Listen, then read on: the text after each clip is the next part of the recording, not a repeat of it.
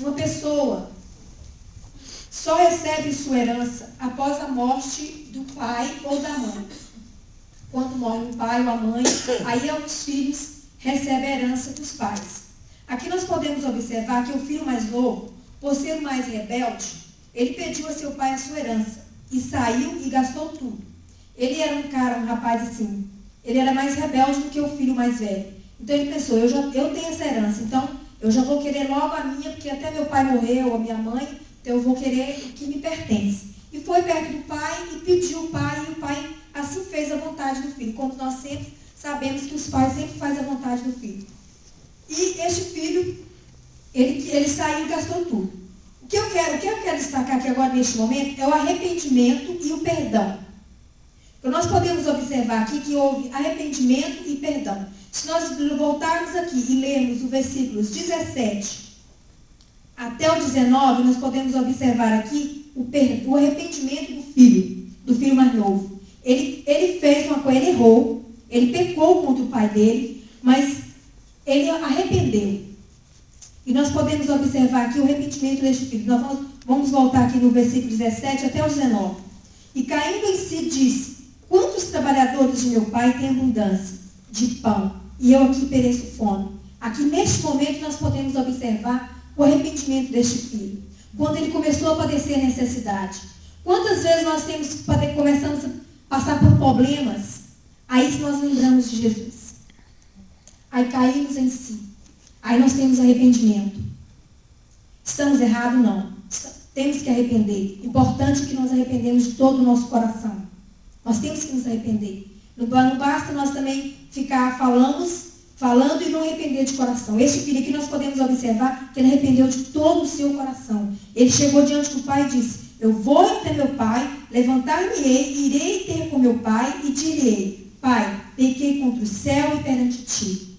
Já não sou digno de ser chamado teu filho. Faz-me como um dos teus trabalhadores. Ele arrependeu tanto que ele não queria nem ser chamado mais de filho. Mas que o pai poderia tratar ele como um servo dele, como um dos servos. Ele já estava bom para ele. Este foi o arrependimento do filho. Isso que nós temos que ter na nossa vida, arrependimento. E nós podemos observar aqui, ele arrependeu de todo o seu coração.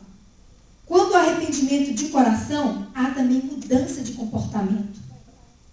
Se ele não tivesse arrependido de todo o seu coração, ele não tinha tido mudança de comportamento. Onde foi a mudança do comportamento dele aqui? Foi no momento em que ele disse, eu já não preciso ser chamado mais de seu filho. Pode me chamar de teu servo. Aqui nós podemos observar que houve mudança de comportamento na vida dele. Para ele arrependeu tanto porque para ele já estava bom. Se o pai dele aceitasse ele como um dos servos, já estava ótimo. Isso que nós temos que ser. Quando nós nos arrependemos, nós temos que ter mudança de comportamento na nossa vida. Quantas pessoas dizem que arrependeu, mas não arrependeu nada? Está na igreja, eu sou crente, mas não tem mudança de comportamento. Isso não adianta. Deus quer uma pessoa, nós temos que mudar. Como que eu vou estar na igreja e vou estar no mundo ao mesmo tempo? Como que eu vou fazer as coisas de Deus e vou fazer as coisas do mundo também? Deus não quer isso. Nós podemos pecar, pecamos, erramos. Nós temos que arrepender de todo o nosso coração. Quantas pessoas dizem que está na igreja, vem na igreja, diz que é crente, mas não faz coisas erradas? Essa pessoa não teve arrependimento. O arrependimento, quando nós nos batizamos, nós estamos mostrando para as pessoas, para o mundo, que nós tivemos um arrependimento. O batismo é um ato de arrependimento. É por isso que a igreja evangélica, ela não batiza criança. Ela já batiza a pessoa adulta. Por quê? Porque uma criança vai arrepender do quê? Ela não sabe de nada. E um adulto, um jovem, um adolescente, a partir do momento que ele pede para ser batizado, ele já tem consciência do que é o pecado, ele já tem consciência do arrependimento, e é por isso que nós devemos, por isso que a igreja batiza pessoas já de idade, pessoas assim, jovem, adolescente, pessoas que pedem batismo, não a criança. A criança só apresenta na igreja, para Deus, porque para Deus abençoar aquela criança. Nós podemos ler em Mateus 3, no versículo 7 e 8, quando João pregava o arrependimento. Que é esse arrependimento? É o arrependimento, é o batismo com o Espírito Santo. É o batismo, no caso, não é o batismo com o Espírito Santo, não, mas perdão. Mateus 3, do 7 ao 8. Diz assim: vendo ele muito dos fariseus e dos saduceus que vinham ao seu batismo, dizia-lhe: raça de víboras, que vos ensinou a fugir da ira futura? Produzi, pois, frutos dignos de arrependimento. Nós devemos produzir frutos de arrependimento. Nós não devemos ficar na mesmice. Nós devemos ser uma pessoa que nós ter arrependimento daquilo que nós fazemos. Quando nós magoamos alguém, que nós arrependemos, o que nós vamos fazer? Logo nós vamos pedir perdão. Mas por quê? Porque teve um arrependimento em nós. Se nós não arrependemos, nós não pedimos perdão, nós não pedimos desculpa, porque não teve arrependimento. Mas quando nós magoamos alguém e sentimos arrependimento de todo o nosso coração, nós procuramos aquela pessoa para pedir desculpa. Esse é o verdadeiro. Aí a gente pode notar que ali houve arrependimento. E assim também é com Jesus. Assim também é a vida cristã. Nós devemos ter este arrependimento. O perdão. O perdão, se nós formos ler no versículo 20 ao 24, nós vamos ouvir aqui a palavra falar do perdão. Do 20 ao 24. Levantou-se para seu pai, e quando ainda estava longe, viu seu pai e se moveu de íntima compaixão, e correndo, lançou ao pescoço e o beijou. E o filho lhe disse: pai, pequei contra o céu e perante ti, já não sou digno de ser chamado teu filho.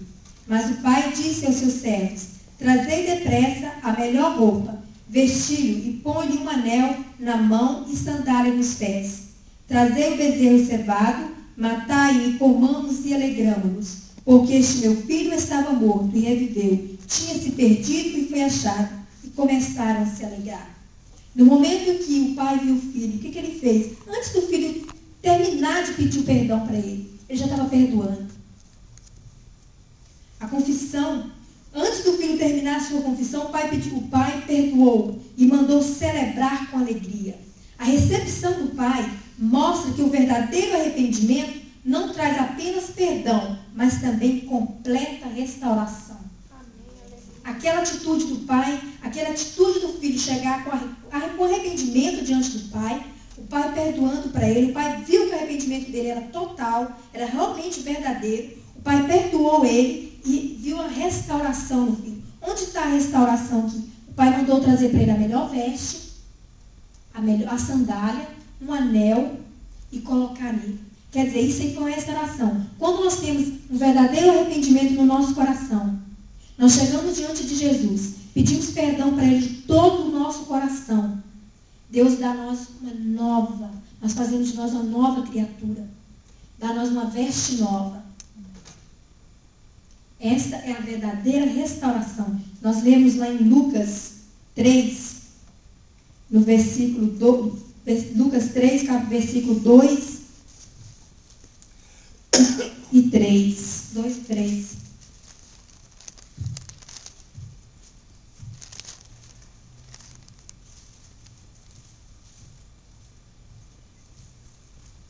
Sendo Anás e Caifás sumo sacerdote, veio no deserto a palavra de Deus a João, filho de Zacarias, e percorreu toda a terra ao redor de Jordão, pregando o batismo de arrependimento para o perdão dos pecados.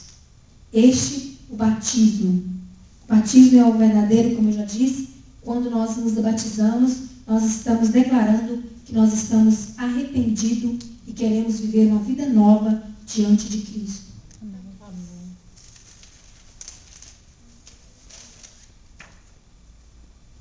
Eu quero também destacar aqui o filho mais velho.